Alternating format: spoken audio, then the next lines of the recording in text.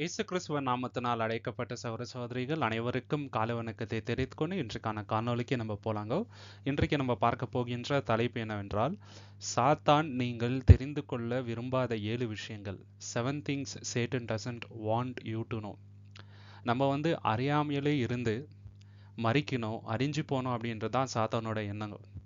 இந்த உலகத்தில் இருக்கிற மக்கள் யாருமே தேவனோட வழியில் நடக்கக்கூடாது, எல்லோருமே சாத்தானோட வழியில் நடக்கணும் அப்படின்றதா சாத்தானோட எண்ணம். இது நிறைய பேருக்கு உணராமல் இருக்கிறாருங்க. ஸோ 7 விஷயம் நம்ம தெரிஞ்சிக்கவே கூடாதுன்றதா சாத்தானோட எண்ணமாக இருக்கின்றது.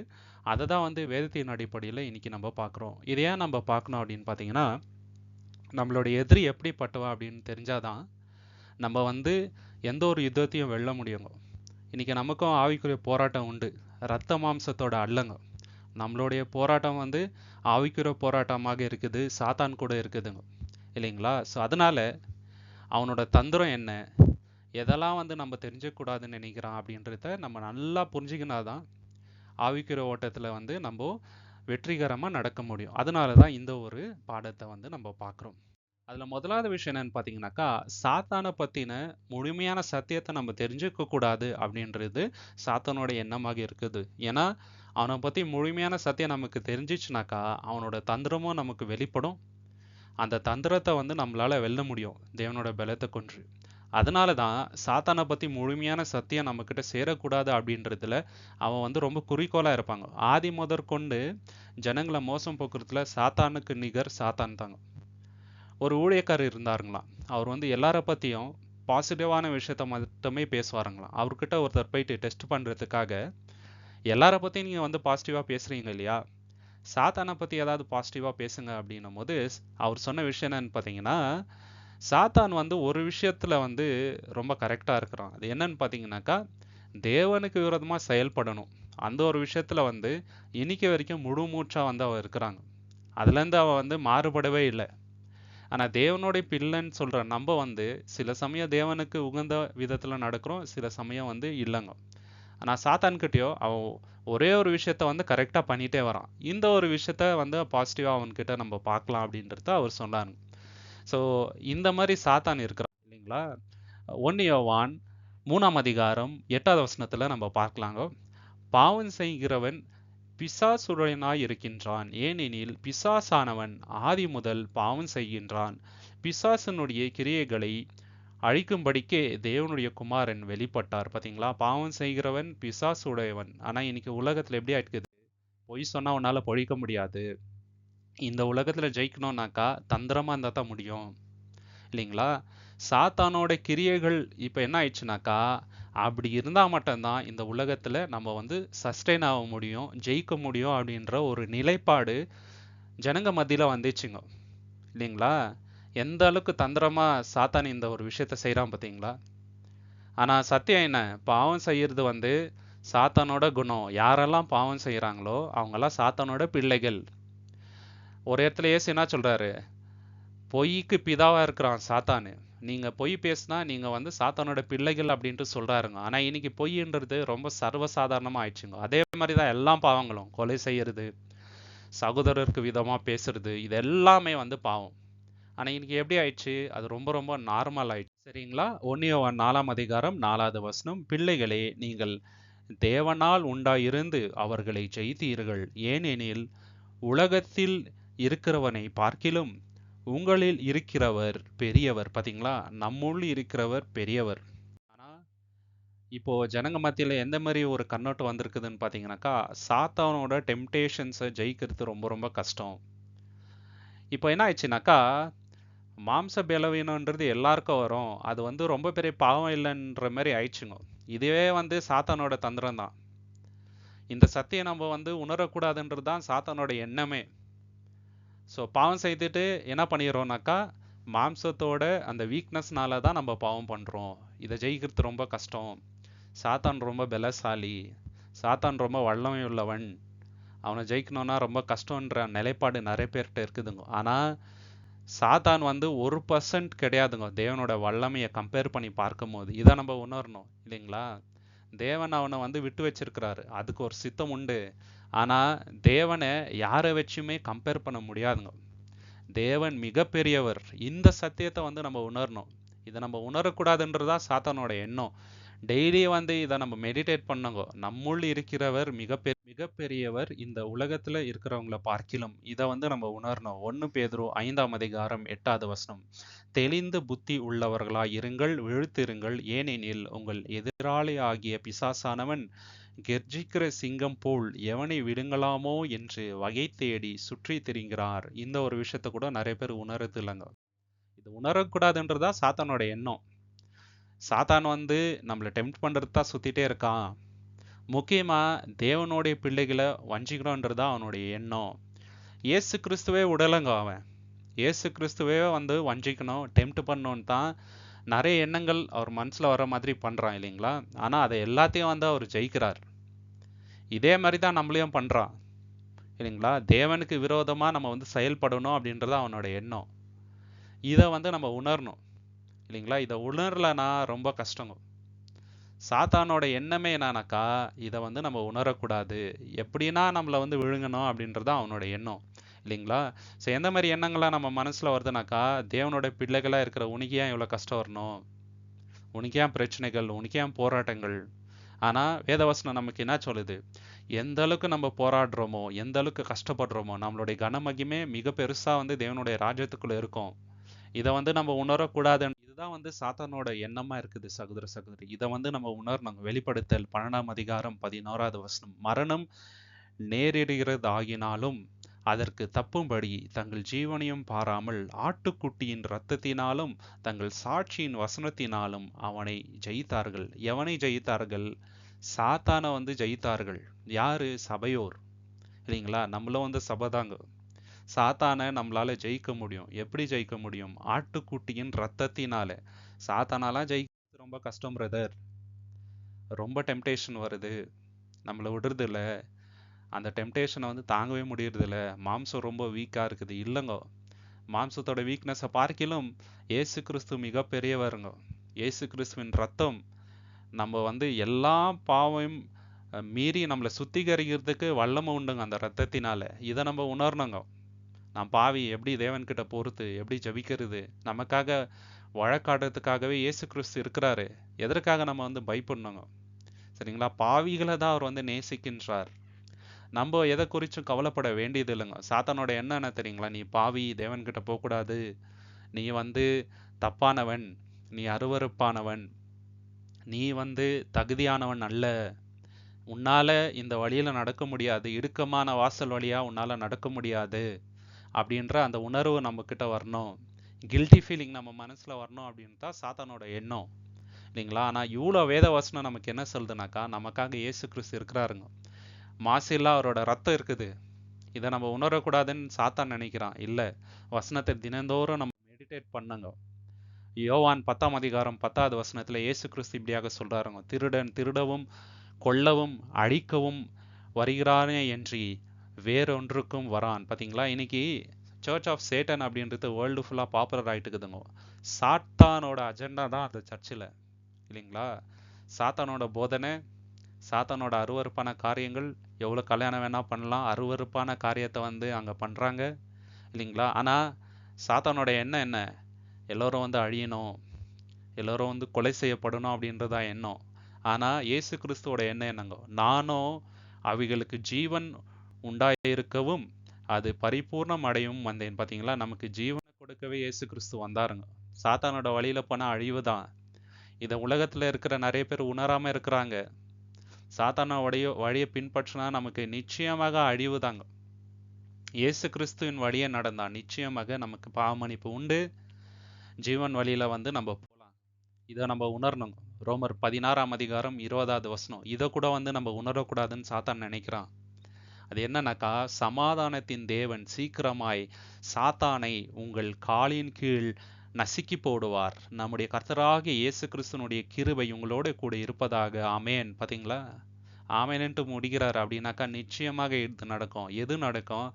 சாத்தானோட தலையை வந்து சபையார வைத்து தேவன் நசுக்க போகின்றார். கூடிய சீக்கிரம் இது வந்து நடக்கும்.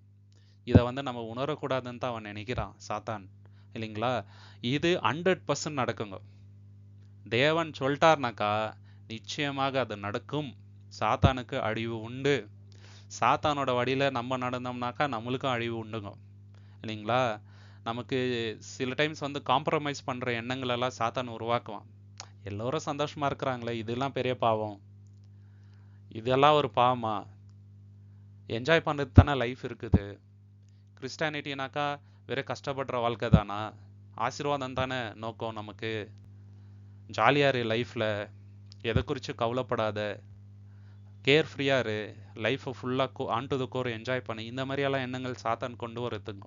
நோ, நம்ம அதற்காக அழைக்கப்படலை சகோதர சகோதரி. நிச்சயமாக சாத்தானுக்கு அழிவு உண்டுங்க. இது வேதத்தில் இருக்கின்ற ஒரு தீர்க்கதரிசன வசனம். நிச்சயமாக இது நிறைவேறுங்க. ரெண்டாவது விஷயம், நமக்கு எது தெரியக்கூடாதுன்னு சாத்தான் நினைக்கிறான் அப்படின்னு பார்த்தீங்கன்னாக்கா, நம்ம எதை குறிச்சும் பயப்பட தேவையில்லை, தேவன் எல்லாத்தையும் பார்த்துக்குவார்.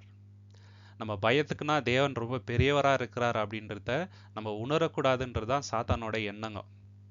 பயத்திலே வாழ முடியாது. இயேசு கிறிஸ்து பயந்தாரா? பயப்படலங்க எதுக்குமே, இல்லைங்களா? அப்போஸ்டல்ஸ் பயந்தாங்களா? ஆரம்ப காலகட்டத்தில் அவங்களுக்கு பயம் இருந்துச்சுங்க. எப்போ வந்து பெண்டகோஸ்ட் நாளில் அவங்களுக்கு பரிசுத்த ஆவி வந்த பிறகு முழு மூச்சாக ஊழியம் செய்தார்களோ, அப்போ அவங்களுக்கு அந்த பயம் எல்லாம் என்ன ஆயிடுச்சுங்க, வெளியே போயிடுச்சு. இன்னைக்கு நம்மளுக்கு பயம் வருதுனாக்கா நம்ம இன்னும் ஆவிக்குரிய விஷயத்துல வளரலன்னு அர்த்தம், இல்லைங்களா? பயத்தின் ஆவிய தேவன் நமக்கு தரலங்க. நம்ம பயத்திலே இருக்கணும். தூங்கி எந்திரிக்கும் போது பயத்துல எந்திரிக்கணும், தூங்கும் போது திருப்பி பயத்திலே தூங்கணும். நாளை குறித்து பயம், ஃப்யூச்சர் என்ன ஆகுன்ற பயம், பசங்களோட வாழ்க்கை என்ன ஆகுன்ற பயம், உடம்பு சரியில்லையே என்ன ஆகுன்ற பயம். இந்த பயத்திலேயே நம்ம இருக்கணும்ன்றதுதான் சாத்தானோட எண்ணங்க சகோதர சகோதரி. ஏசாயா 41:10 வசனம், நீ பயப்படாதே. ஃபர்ஸ்ட் வார்த்தையை பாருங்க, நீ பயப்படாதே அப்படின்ட்டு தேவன் நம்மளை பார்த்து சொல்றாருங்க. இன்னைக்கு நமக்கு பயம் வருதுனாக்கா நம்ம ஆவிக்குரிய விஷயத்துல இன்னும் முழுமையா வளரலன்னு அர்த்தம். பயப்படக்கூடாதுங்க. எதற்காக பயப்படணும், இல்லைங்களா? இந்த ஜீவனை காக்க தேவன் வல்லவர். தேவன் நம்மோட இருக்கின்றார், எங்கேயோ தூரமா இல்லைங்க. எந்த ஒரு ப்ராப்ளமும் தேவனுக்கு மிஞ்சினது அல்லங்க. தேவன் நினைச்சா ஒரு செகண்ட்ல எல்லாமே வந்து மாத்திட முடியும். தேவனால கூடாத காரியம் அப்படின்றது ஒண்ணுமே கிடையாதுங்க. எதை குறித்து நம்ம பயப்படணுங்க? உடம்பை குறிச்சா, ஃபியூச்சரை குறித்தா, ஃபேமிலியை குறிச்சா பயப்பட தேவையில்லைங்க சகோதர சகோதரி. தேவன் பார்த்துக்குவார். எப்போ தேவனுடைய ராஜ்யத்தையும் அதோட நீதியும் தேடணுன்ட்டு நம்ம முடிவெடுத்துட்டோமோ, அதுக்கப்புறம் தேவன் கையில் எல்லாமே வந்து ஒப்பு கொடுத்துணுங்க. நான் உன்னுடனே இருக்கின்றேன். இதை வந்து மறக்கடிக்க வைக்கணுன்றது தான் சாத்தானோட எண்ணம்.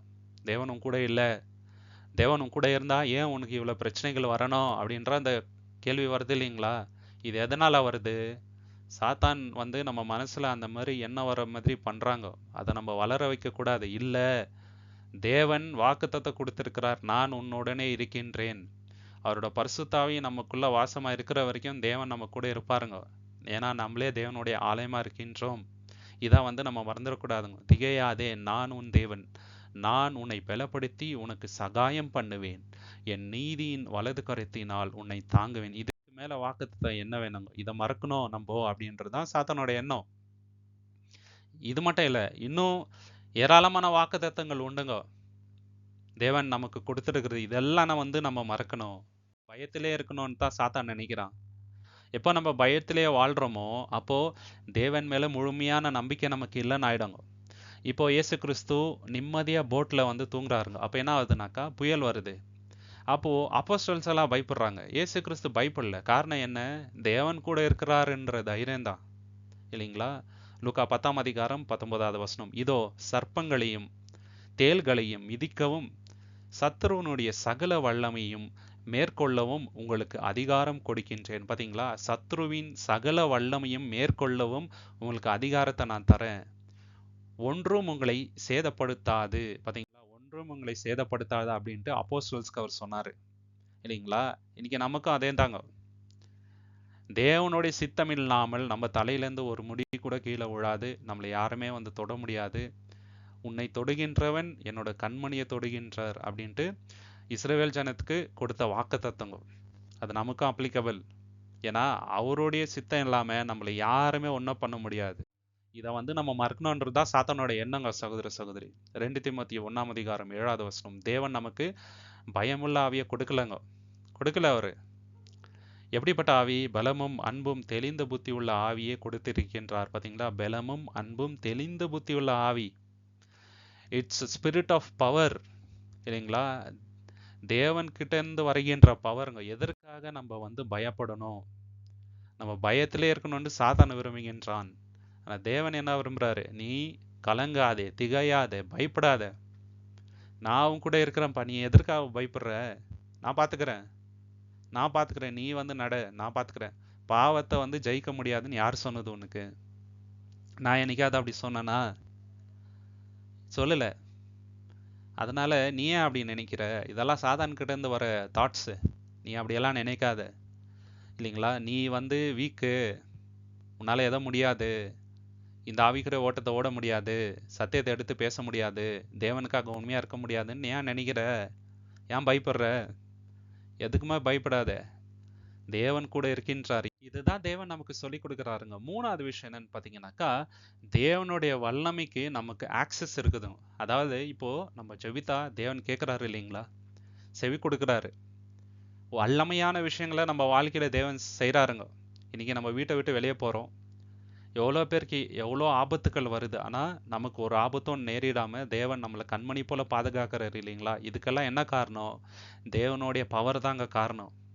நம்மளுக்கு பேசவே வராதுன்னு நினச்சிட்டு இருப்போம். ஆனால் தேவன் அவரோட வசனத்தை நம்ம வாயில பேச வைக்க வாருங்க. இதுக்கு காரணம் என்ன? அவருடைய வல்லமை, அவருடைய பவர், இல்லைங்களா? அந்த பவருக்கு நம்மளுக்கு ஆக்சஸ் இருக்குதுங்க, இல்லைங்களா? நம்மளால தேவன் கிட்ட இன்னைக்கு பேச முடியுது. இயேசு கிறிஸ்து நமக்காக இருக்கிறாருங்க. ஆனா சாத்தானோட என்ன தெரியுங்களா?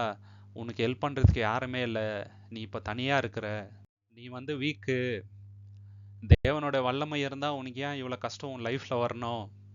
உனக்கு ஏன் பிரச்சனையே வரணும் கண்டினியூஸா? அந்த மாதிரியான தாட்ஸ் நம்ம மனசுல வர வைக்கிறானுங்க. ஆனா அது உண்மை கிடையாதுங்க. நம்ம நல்லா இதை உணர்ந்துக்கணுங்க. 1 கொரிந்தியர் 10ஆம் அதிகாரம் 13வது வசனம், மனுஷருக்கு நேருகின்ற சோதனையே அல்லாமல் வேறு சோதனை உங்களுக்கு நேரிடவில்லை. பாத்தீங்களா? சோதனை வரும்போது நம்ம நினைச்சிடக்கூடாது, ஐயோ எனக்கு மட்டும் ஏன் இந்த சோதனை. இல்லைங்க, உலகத்துல இருக்கிற எல்லா மனுஷருக்கும் பிரச்சனைகள் உண்டு. முக்கியமா தேவனுடைய பிள்ளைகளுக்கும் சோதனைகள் வரவங்க, நிச்சயமா வரும், 100% வரும், இல்லைங்களா? ஏதோ புதுமை என்று நம்ம வந்து திகையக்கூடாது. அதை குறித்து நீங்க சந்தோஷப்படுங்கன்ட்டு நிறைய இடத்துல வந்து வசனங்கள் இருக்குது. தேவன் உண்மையுள்ளவராய் இருக்கின்றார். உங்கள் திராணிக்கு மேலாக நீங்கள் சோதிக்கும்படிக்கு அவர் இடம் கொடாமல் சோதனையை தாங்கத்தக்கதாக சோதனையோட கூட அதற்கு தப்பித்துக் கொள்ளும்படியான போக்கியும் உண்டாக்குவார். இது தேவனுடைய வல்லமைங்க. தேவனுடைய வல்லமை என்ன பண்ணுது? நம்ம லைஃப்ல சோதனையிலிருந்து தப்பிக்கொள்ளும்படியான ஒரு போக்கை வந்து காட்டுதுங்க, சரிங்களா? இது தேவனுடைய மாபெரும் கிருபை. இந்த ஆக்சஸ் நமக்கு இருக்குது. மனுஷனோட சிந்தனையில நம்ம யோசிச்சு பார்த்தாக்கா இது பாவமா இல்லையான்னு கூட நமக்கு தெரியாது. ஆனா தேவனுடைய வல்லமை நமக்கு கிரிய பண்றதுனால தான் இது பாவம், நான் இங்க இருக்கக்கூடாது, இந்த இடத்துல இருந்து நான் போகணுன்ற அந்த எண்ணம் நமக்கு வருது, இல்லைங்களா? ஆனா சாத்தான் என்ன உணர வைக்கிறான் தெரியுங்களா? நம்ம மனசுல, you are helpless, no one is there to help you, you are all alone, you are weak. அந்த மாதிரி மனசுல இந்த மாதிரி கவலைகள் வர வைக்கிறாங்க. இது உண்மை கிடையாது. இதை நம்ம தினந்தோறும் மெடிடேட் பண்ணிட்டோம்னு வச்சுங்களேன், எனக்கு யாரும் இல்லை ஹெல்ப் பண்றதுக்கு, சகோதர சகோதரியை நம்பினேன், எல்லாரும் என்னை ஏமாத்திட்டாங்கோ. யாரும் இல்லைன்னா என்னங்கோ, தேவன் இருக்கிறாருங்க, இல்லைங்களா? யாரும் இல்லைன்றதே ஒரு தப்பான எண்ணங்கோ, நெகட்டிவான ஃபீலிங்ஸ், அது நமக்கு வரவே கூடாது, இல்லைங்களா? நமக்கு வருகின்ற எல்லா ஹெல்ப்புமும் யாராவது ஒருத்தர் மூலியமா வருதுனாக்கா அது பண்றதே தேவன் தான். தேவனோட வல்லமையில தான் இதெல்லாம் நடக்குதுங்க சகோதரர். எதேச்சியா எதுவுமே நடக்கலைங்க நம்ம லைஃப்ல. ரோமர் 8ஆம் அதிகாரம் 31ங்க. இவைகளை குறித்து நாம் என்னை சொல்லுவோம்? தேவன் நம்மோட பட்சத்தில் இருந்தால் நமக்கு விரோதமாய் இருப்பவன் யார்? யாருமே இல்லைங்க. தேவன் நம்ம பட்சத்துல இருக்கும்போது எதற்காக நம்ம கவலைப்படணும்? நம்ம தினந்தோறும் பாவம் செய்றோம் இல்லைங்களா? ஆனாலும் நம்ம உயிரோட இருக்கிறோம்னா அதுக்கு காரணம் யார் தெரியுங்களா? இயேசு கிறிஸ்து நமக்காக வந்து ஜெபிக்கிறாருங்க. அது மட்டும் இல்லாம இயேசு கிறிஸ்துவ உண்டு பண்ணி நமக்காக மத்தியஸ்தரா வைத்தார் பாருங்க தேவன், அதுக்கும் மேலானவருங்க. ஏன்னா தேவனுக்கு நல்லாவே தெரியும் நம்ம வந்து பாவம் செய்வோம் அப்படின்றது அவருக்கு நல்லாவே தெரியும். அதற்காக தான் இயேசு கிறிஸ்துவ நமக்காக மத்தியஸ்தரை ஏற்படுத்தி இருக்கிறாருங்க. அவர் மூலியமா நம்ம பாவங்களை மன்னிக்கிறாரு. அப்படின்னா தேவன் எவ்வளவு அன்புள்ளவரா இருப்பாருங்க, இல்லைங்களா? தேவனே நம்ம பட்சத்துல இருக்கும் போது நமக்கு விரோதமா யாரால செயல்பட முடியும்? மேக்சிமம் இந்த உலகத்துல உயிர் மட்டும் தான் நம்மளுக்கு போவாங்க, சரிங்களா? ஆனா நம்ம தேவன் ஜீவன் உள்ளவருங்க, அழிவில்லாத மேனியை நமக்கு தருவாருங்க. அது கூட தேவனோட சித்தம் இல்லாம நம்ம பாடியில ஒண்ணுமே ஆவாதுங்க. சகோதர சகோதரி. இதை கூட வந்து நம்ம மறக்க வைக்கணும்ன்றது தான் சாத்தானோட எண்ணம். பிலிப்பியர் 4:13, என்னை பலப்படுத்துகின்ற கிறிஸ்துவினாலே எல்லாவற்றையும் செய்ய எனக்கு பலன் உண்டு. பாத்தீங்களா? எல்லாவற்றையும் என்னால செய்ய முடியும், ஏன்னா என்னை பலப்படுத்துகின்றவர் கிறிஸ்து. எதற்கு நான் பயப்படணும் அப்படின்ட்டு அப்போஸ்தலனுடைய பாலோட எண்ணம். நம்மளுடைய எண்ணம் எப்படி இருக்குது? நான் வீக்கு, என்னால் பேச முடியாது, என்னால் பாவத்தை விட்டு விலக முடியாது, நீதியான வழியில் நடக்க முடியாது. இதெல்லாம் தாட்ஸ் சாத்தான் கொடுக்குற தாட்ஸ் தாங்க, வேற யாரை கொடுக்கறது இல்லை. இந்த நெகட்டிவ் ஃபீலிங்ஸ் வருதே எங்கேருந்து வருதுனாக்கா சாத்தான் மூலயமா வருது தான். அதை வந்து நம்ம உட்காந்து அதையே திங்க் பண்ணிட்டு இருந்தோம்னா நம்மளும் நெகட்டிவான பர்சனாக தான் மாறும். பவுல் மாரி நினைக்கணுங்க. என்ன சொல்றாரு? என்னை பலப்படுத்துகின்ற கிறிஸ்துவினாலே எல்லாவற்றையும் என்னால் செய்ய முடியும். இந்த எண்ணம் நமக்குள்ள வரணுங்க, இல்லைங்களா? இதுதான் தேவன் மூலியமா வருகின்ற பலன் நமக்கு.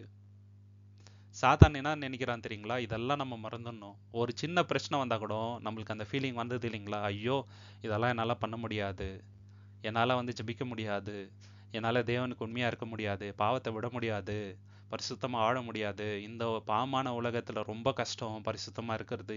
இந்த தாட்ஸ் எல்லாமே சாத்தான் கிட்ட இருந்து வருதுதாங்க. 2 கொரிந்தியர் 12:9-10. அதற்கு அவர், என் கிருபை உனக்கு போதும், பலவீனத்திலே என் பலன் பூரணமாய் விளங்கும் என்றார். ஆகையால் கிறிஸ்துவின் வல்லமை என் மேல் தங்குபடி என் பலவீனங்களை குறித்து நான் மிகவும் சந்தோஷமாய் மேன்மை பாராட்டுகின்றேன். அந்தபடி நான் பலவீனமாய் இருக்கும் போதே பலம் உள்ளவனாய் இருக்கின்றேன். ஆகையால் கிறிஸ்துவின் நிமித்தம் எனக்கு வரும் பலவீனங்களிலும் நிந்தைகளிலும் நெருக்கங்களிலும் துன்பங்களிலும் இடுக்கண்களிலும் நான் பிரியப்படுகின்றேன். பார்த்தீங்களா? That the power of Christ may rest upon me. இந்த பவர் ஆஃப் கிரைஸ்ட் தாங்க அப்போஸ்தலனாகிய பவுலை இவ்வளோ தூரம் வழி நடத்துச்சு, இல்லைங்களா? அதுக்காக தான் இன்னைக்கு வரைக்கும் அவரை பற்றி நம்ம பேசுகிறோம். காரணம் என்ன? அவர்கிட்ட பலவீனம் இருந்துச்சு, ஆனால் அதை பற்றி அதிகமாக அவர் வந்து திங்க் பண்ணல. என்ன சொல்கிறாரு? இயேசு கிறிஸ்துவின் வல்லமை வந்து என் மேலே ரெஸ்ட் ஆகிருக்குன்றாருங்க. நம்ம சுயபலத்தில் ஓட முடியாதுங்க சகோதர சகோதரி. இயேசு கிறிஸ்துவின் வல்லமின் மூலமாக நம்மளால பாவத்தை ஜெயிக்க முடியும். இதுதான் வந்து உண்மைங்க. இதை வந்து நம்ம மறக்கணுன்றதா சாத்தானோட எண்ணம், இல்லைங்களா? உன்னால முடியாதுப்பா, என்னால் முடியாது தாங்க, உங்களால முடியாது. ஆனால் இயேசு கிறிஸ்துவின் வல்லமை நமக்கு வந்துச்சுனாக்கா நம்மளால நிச்சயமாக முடியுங்க, எது வேணாலும் செய்ய முடியும். தேவனோட வல்லமை நம்ம மேலே வந்துச்சுனாக்கா நம்மளால முடியுங்க, இல்லைங்களா? தேவன் நம்ம கூட இருந்தாலும் எது வேணாலும் நம்மளால செய்ய முடியும். இதை வந்து மறக்கணும் அப்படின்றது தான் சாத்தானோட எண்ணங்க. 4வது விஷயம் என்னன்னு பார்த்தீங்கன்னாக்கா, இயேசு கிறிஸ்து மூலியமாக தேவன் நமக்கு ஏராளமான வாக்குத்தத்தங்களை கொடுத்திருக்கின்றார், இல்லைங்களா? அதை வந்து நம்ம தெரிஞ்சுக்க கூடாது, மறந்துடணும் அப்படின்றது தான் சாத்தானோட எண்ணங்க, இல்லைங்களா? நமக்கு தெரியுது, இப்போ நமக்கு வாக்குத்தத்தங்கள்லாம் தெரியுதுங்க, ஆனால் சில சமயங்களில் சில சூழ்நிலைகளில் அது எல்லாத்தையும் வந்து மறந்துடுறோங்க.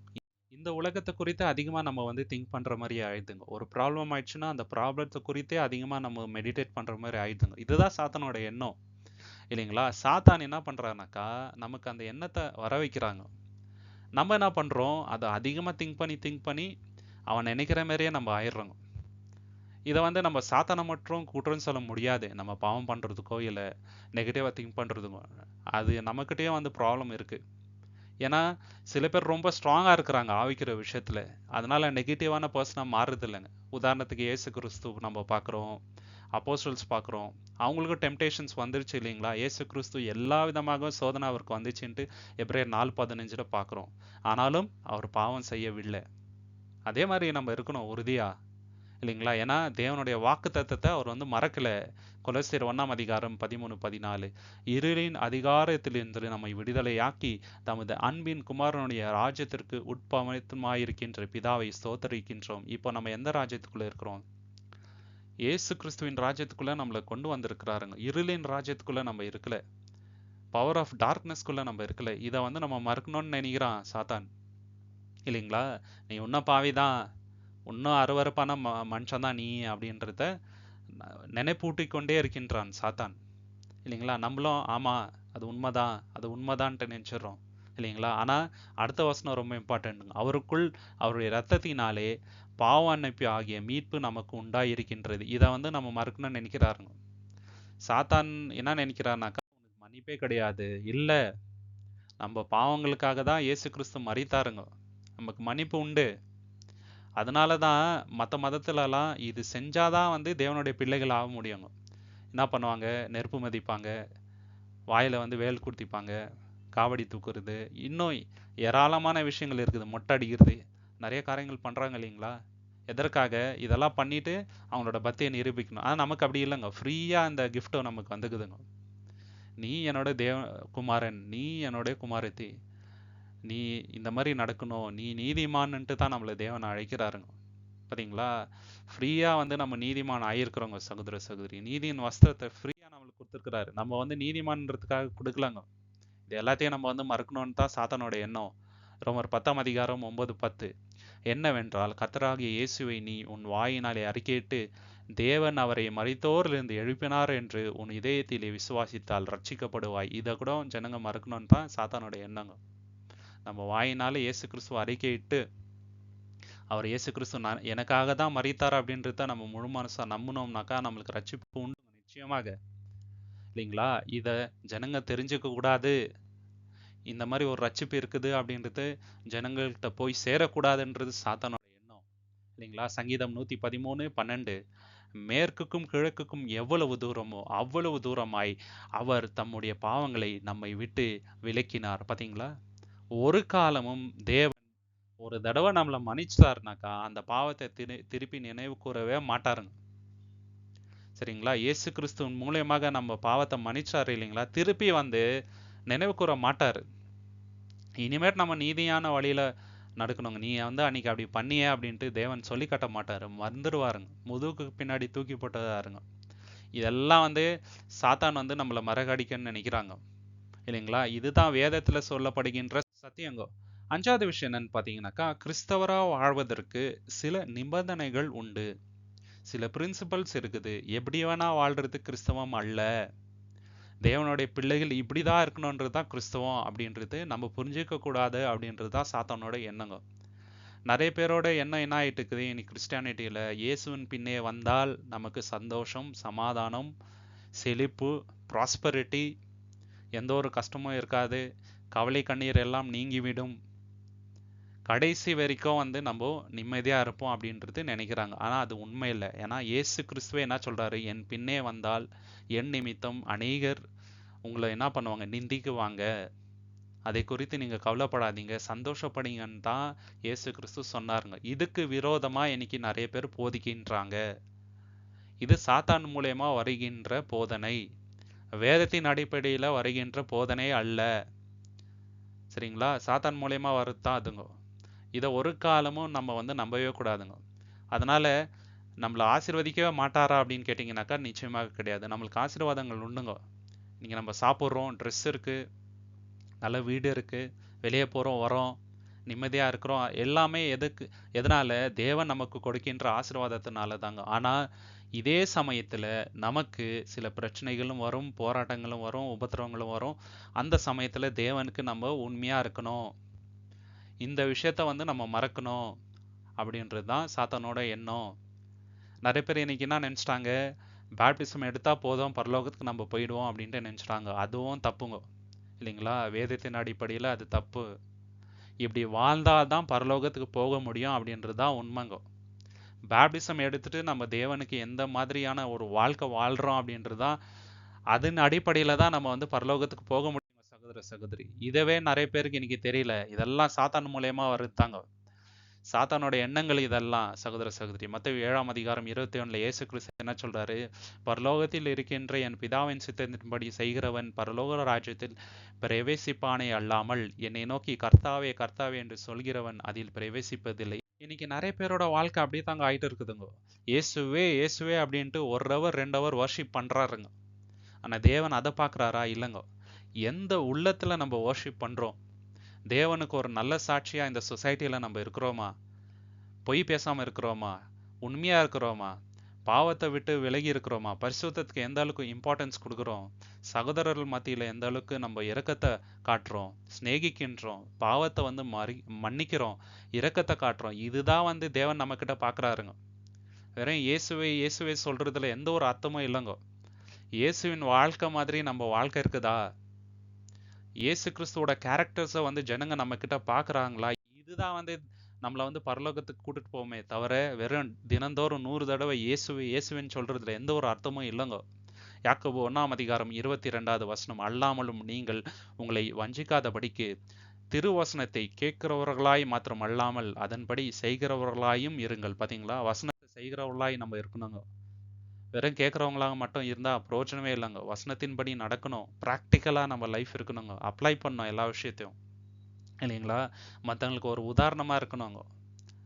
மற்றவங்களுக்கு எல்லா விஷயத்துலேயும் வந்து நம்ம ஒரு நல்ல எக்ஸாம்பிளாக இருக்கணும், இல்லைங்களா? இருடலாக இருக்கக்கூடாது. இதுதான் வந்து தேவன் நம்மக்கிட்ட எதிர்பார்க்குறாரு. அப்போஸ்தலர் 5:32 இந்த சங்கதிகளை குறித்து நாங்கள் அவர்களுக்கு சாட்சிகளாய் இருக்கின்றோம். தேவன் தமக்கு கீழ்ப்படியவர்களுக்கு தந்தருளின பரிசுத்த ஆவியும் சாட்சி என்றார்கள். பாத்தீங்களா, யாருக்கு பரிசுத்த ஆவி தேவன் தராரு? யாரு முழு மனதோட தேவனுக்கு கீழ்ப்படுகிறாங்களோ, ஒபே பண்றாங்களோ அவங்களுக்கு தான் பரிசுத்த ஆவியை தராருங்க. இயேசுவேன்னு சொல்லிட்டு மாய்மாலமான ஒரு வாழ்க்கையை வாழ்றவங்களுக்கு அல்லங்க. சத்தியத்தின்படி யார் வந்து அவங்க வாழ்க்கையை மாற்றிக்கொள்றாருங்களோ அவங்களுக்கு தான் வந்து ஹோலி ஸ்பிரிட் தேவன் தராருங்க. அளவில்லாம கொடுப்பார். சகோதர சகோதரி, ஹோலி ஸ்பிரிட் இல்லைன்ட்டு நிறைய பேர் கவலைப்படுறாருங்க. ஃபஸ்ட்டு வந்து கீழ்ப்படியணும் நம்ம. அப்போ தான் வந்து ஸ்பிரிட்ஃபுல் லைஃப் வந்து நம்ம வந்து லீட் பண்ண முடியுங்க சகோதர சகோதரி, இல்லைங்களா? So there is conditions. Christian லைஃப்ன்றது அ லைஃப் ஆஃப் பிரின்சிபல்ங்க, அ லைஃப் ஆஃப் சாக்ரிஃபைஸ், இல்லைங்களா? It's not a life of joy. நம்மளுக்கு ஜாய் இருக்குது, இல்லைங்களா? ஜாய் இல்லாமல் இல்லைங்க. யாருக்குள்ள ஜாய்? கிரைஸ்ட்குள்ளே இருக்குதுங்க ஜாய். நம்மளோட ஜாய் உலகத்தில் கிடையாதுங்க. உலகத்தில் ஜாய் கிடையாது. உலகத்தில் இன்னைக்கு பார்ட்டி பண்ணுறாங்க, என்னென்னவோ பண்ணுறாங்க. அந்த சந்தோஷத்துல நமக்கு சந்தோஷம் இல்லை. நம்மளுடைய சந்தோஷம் இயேசு கிறிஸ்துக்குள்ள இருக்குதுங்க சகோதர சகோதரி. இதை வந்து மறக்கடிக்கணும்ன்றது தான் சாத்தானோட எண்ணங்க சகோதர சகோதரி. இதை தெரியாம நிறைய பேர் வந்து உலகத்தின் வழியில இருக்கிறாங்க. இல்ல, நம்மளுக்குள்ள வந்து சந்தோஷம், நம்மளுடைய சந்தோஷம் வந்து இயேசு கிறிஸ்துக்குள்ள இருக்கணுங்க. இதை வந்து நம்ம தெரிஞ்சுக்க கூடாது அப்படின்றது தான் சாத்தானோட எண்ணம். ஆறாவது விஷயம் என்னன்னு பார்த்தீங்கன்னாக்கா, நம்ம எதை விதைக்கிறோமோ அதை தான் அறுப்போம் அப்படின்றத நம்ம தெரிஞ்சுக்க கூடாதுன்றது தான் சாத்தானோட எண்ணங்க. ஸோ ஆல்ரெடி நான் சொன்ன மாதிரி வெறும் நேம் சேக் பேப்டிசம் எடுத்துட்டா போதும், லைஃப் எப்படி வேணால் லீட் பண்ணிடலாம், எப்படி இருந்தாலும் நம்ம பரலோகத்துக்கு தான் போகிறோம், ஒன் சேவ்டு ஆல்வேஸ் சேவ்டு அப்படின்றது இன்னைக்கு ரொம்ப பாப்புலராக இருக்கின்ற கிறிஸ்டியன் டாக்டரின்ங்க. அது ரொம்ப தவறான விஷயம், இல்லைங்களா? நம்ம இன்னைக்கு எதெல்லாம் விதைக்கின்றோமோ அதை தான் வந்து நியாய தீர்ப்பின் நாளில் அறுக்க போகின்றோங்க, இல்லைங்களா? ஆல்ரெடி நம்ம படித்த வசனம் மத்தேயு 7:21, அது கூட நியாய தீர்ப்பு நாளில் இயேசு கிறிஸ்து சொல்லுகின்ற வார்த்தை தான். பிதாவின் சித்தத்தை யார் செய்தாங்க அவங்க தான் வந்து ராஜ்யத்துக்குள்ள பிரவேசிப்பாங்கன்ட்டு அவரே சொல்லிட்டாரு, இல்லைங்களா? இன்னைக்கு நம்ம பண்ற ஒவ்வொரு விஷயத்துக்கும் நம்ம வந்து பலனை அனுபவிப்போம் நிச்சயமாக.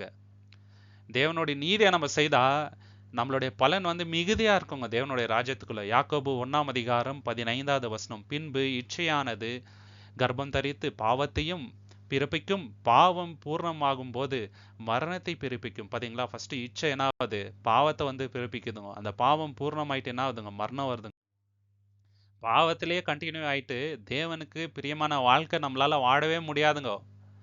பட் இன்னைக்கு உலகத்தார் எப்படி ஆயிட்டு இருக்கிறாங்கனாக்கா, கிறிஸ்டியன் என்ற ஒரு பேர் இருக்குது, நம்ம சர்ச்சுக்கு போறோம் வரோம், வாரம் கரெக்டாக போகிறோம், காணிக்கை வைக்கிறோம், வர்ஷிப் பண்ணுறோம், வந்துடுறோம், எப்படி வேணால் வந்து இருந்துடலாம் அப்படின்ற எண்ணம் நிறைய பேருக்கு வந்துட்டுக்குது. நோ, உள்ளத்தில் வந்து பரிசுத்தத்தை தேவன் எதிர்பார்க்கின்றாருங்க, சரிங்களா? இன்னைக்கு நம்ம என்னென்ன பண்ணுறோமோ அது நிச்சயமாக அதோட பலனை வந்து அறுப்போம் நிச்சயமாக. இதை வந்து நம்ம உணரக்கூடாது என்பது தான் சாத்தானோட எண்ணங்க.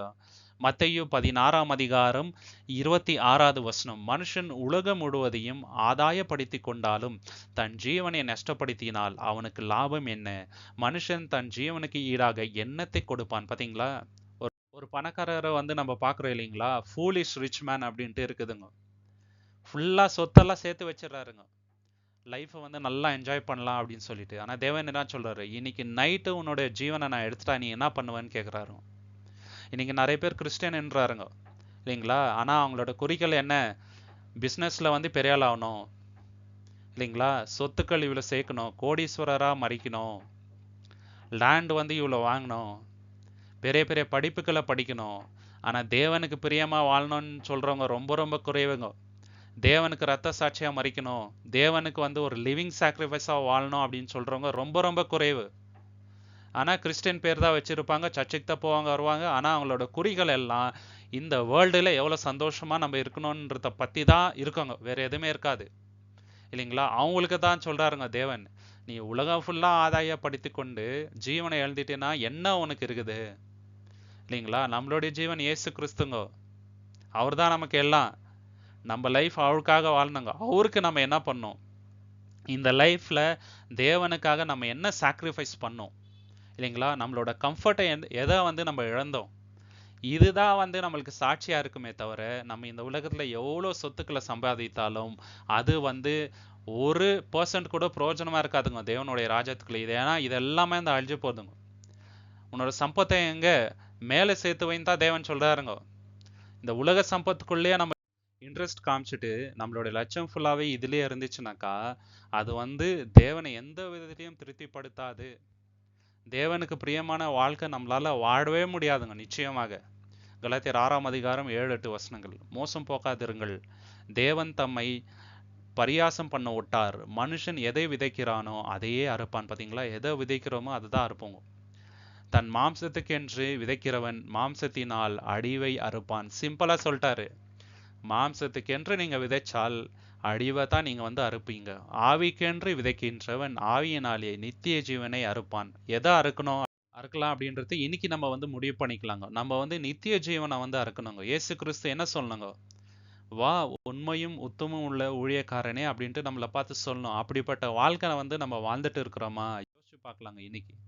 சரிங்களா? இந்த உலகத்தை குறித்தே வந்து நம்ம யோசிக்கணுன்றதுதான் சாத்தானோட எண்ணங்க. இல்லைங்களா? இதை நம்ம உணரணுங்க சகோதர சகோதரி. 7வது விஷயம் என்னன்னு பார்த்தீங்கன்னாக்கா, தேவன் வந்து நமக்கு பிரகாசமான ஒரு ஃபியூச்சரை வைத்திருக்கிறாருங்க. அது தேவனுடைய ராஜ்யம். அதை குறித்து நம்ம வந்து யோசிக்க கூடாது, அதை பத்தி தெரிஞ்சுக்க கூடாதுன்றது தான் சாத்தானோட எண்ணங்க சகோதர சகோதரி. இதை வந்து நம்ம மறந்துடக்கூடாதுங்க. நம்ம வாழ்றது எதற்காக? தேவனுடைய ராஜ்யத்திற்காக. அதுக்குள்ள பிரவேசிக்கணும், தேவனோட கூட இருக்கணும், இயேசு கிறிஸ்துவ முகமுகமா பார்க்கணும். இதற்காக தான் நம்ம வாழ்றோம் இல்லைங்களா? இதை வந்து மறக்கடிக்கணும்ன்றதுதான் சாத்தானோட எண்ணம் இல்லைங்களா? மீகா 7ஆம் அதிகாரம் 8வது வசனம். என் எதிரியே, எனக்கு விரோதமாக சந்தோஷப்படாதே. நான் விழுந்தாலும் எழுந்திருப்பேன். நான் இருளிலே உட்கார்ந்தால் யெகோவா எனக்கு வெளிச்சமாய் இருப்பான். பாத்தீங்களா? எவ்வளோ அருமையான வசனம். சாத்தான் வந்து நம்ம விழுந்தா அதுல ரொம்ப சந்தோஷப்படுவான்.